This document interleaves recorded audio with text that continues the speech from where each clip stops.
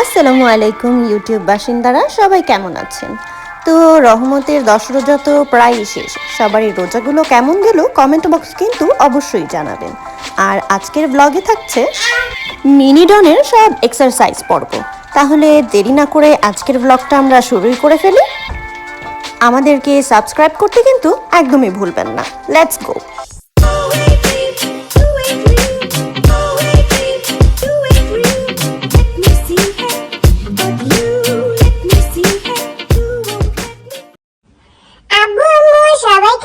ইবাদত ইবাদত আর ইফতারি নিয়ে ব্যস্ত থাকি, কিন্তু এই বাসার পরিষ্কার পরিচ্ছন্নতার কথা তো চিন্তা করতে হবে কাউকে নাকি। তো আমি এই দায়িত্বটা নিয়ে নিলাম শেষ পর্যন্ত। তো hello guys, welcome to my channel. সারাদিন এত কাজ করলো ইজু বেবিটা, তো একটু রিওয়ার্ড তো ওকে দিতেই হয়। তাই তার রিওয়ার্ড হিসেবে আমরা চলে গেলাম একটু বাইরে ঘোরাফেরা করতে। সেদিন আবহাওয়াটাও ভালো ছিল আর ওর আব্বুর কিছু কাজও ছিল।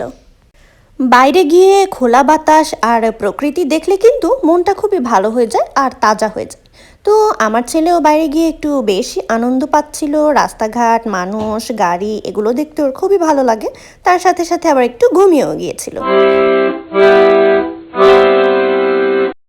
দেশে থাকা মানুষগুলো মনে করে বিদেশে থাকাটা অনেকটাই কুল আর অনেকটাই আরামের, কিন্তু তারা জানেই না যে এখানে আমাদের সেহরি থেকে ইফতার পর্যন্ত কোনো ছুটি নেই।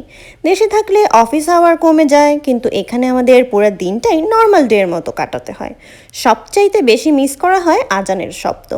দেশে থাকলে যে মসজিদে আজান দেয় সেটা শুনলেই একদম কান আর মন দুটোই ভরে যায়, বাট এখানে ফোনের অ্যালার্ম দিয়েই ইফতার করতে হয়। আর সবচেয়ে কষ্টের হলো শপিংয়ের কথা। মেয়ে মানুষ হয়ে ঈদে শপিং করতে না পারা মন ভরে সেটা খুবই কষ্টদায়ক। দেশে থেকে ঈদের শপিং মানে ছিল নিউ মার্কেট বা বসুন্ধরা সিটিতে ঘুরে ঘুরে জামা কাপড় কেনা, সাথে ম্যাচিং জুতা, ব্যাগ এটসেট্রা এটসেট্রা। আর এখানে ঈদের শপিং মানে হলো অনলাইন সেলস বা উইকেন্ড শপিংয়ের অপেক্ষা করা।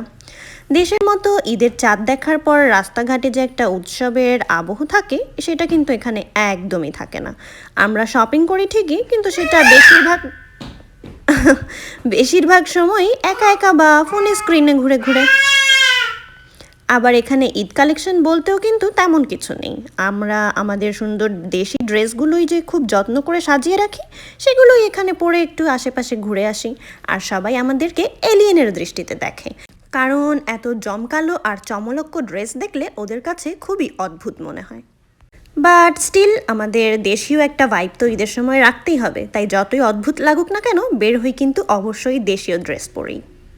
তো আপনারা কারা কারা এরই মধ্যে শপিং করে ফেলেছেন তারা কিন্তু কমেন্ট বক্সে আমাকে জানাতে পারেন, আর কারা কারা এখনো করেননি তারাও জানাতে পারেন।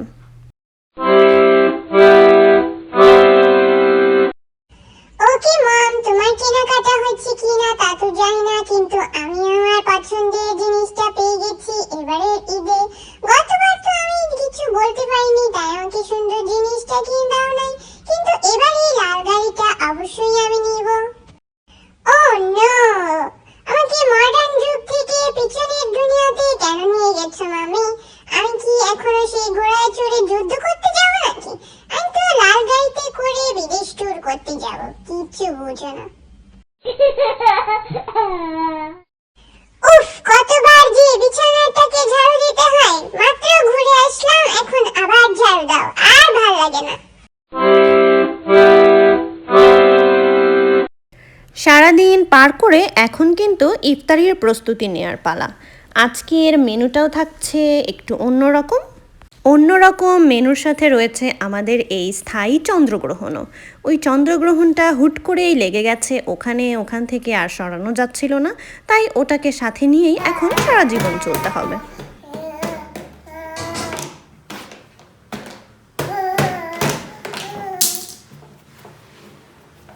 আজকে আছে গরম গরম নুডলস আর তার সাথে হালিম, লেবু, আদা, ধনেপাতা এগুলো সব কুচি করে কাটা হয়ে গেছে। এখানে আমি নুডলসটা রেডি করছিলাম, আর এদিকে আমার ছোট হুজুর কিছু একটা শরবত আইটেম বানাচ্ছিল সম্ভবত। তো আজকে তোমাদেরকে কেকা ফেরদৌসির রেসিপিটাকেও ফেল করে দেখাবো। আমি শরবত বানাবো, একটুখানি হাওয়া আর সাথে একটু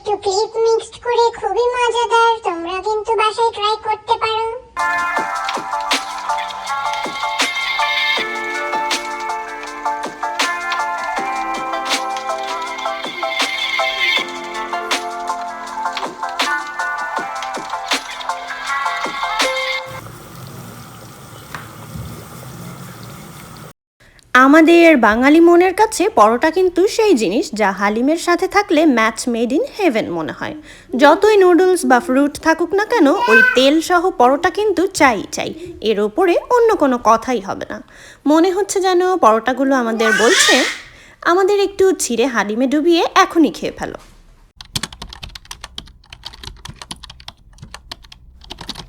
অনেক তো খাওয়া দাওয়া হলো গাইস, পরোটা, তেল, চর্বি এত কিছু খেয়ে একটু ফিট থাকার কথাও তো চিন্তা করতে হবে নাকি?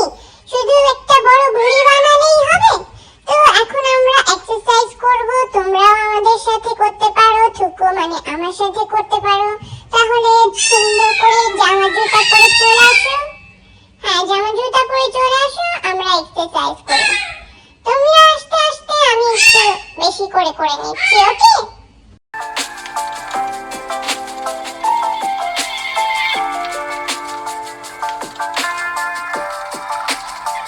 মন ভরে খেয়েছো, প্রাণ ভরে এক্সারসাইজ করেছো, একটু নামাজ কালামও পড়ে নাও, আল্লাহ বিল্লাহটাও করে নাও। সারাদিন শুধু আমার ভিডিও দেখলেই হবে? যাও নামাজ পড়তে যাও। তাহলে আজ এই পর্যন্তই, দেখা হবে পরের কোনো ব্লগ নিয়ে, হয়তো রমজানের ব্লগ, হয়তো ঈদের ব্লগ। আশা করি আপনারাও ভালো আছেন। কমেন্ট বক্সে আপনারা জানাতে পারেন আপনাদের ঈদের শপিং। আল্লাহ হাফেজ। Goodbye.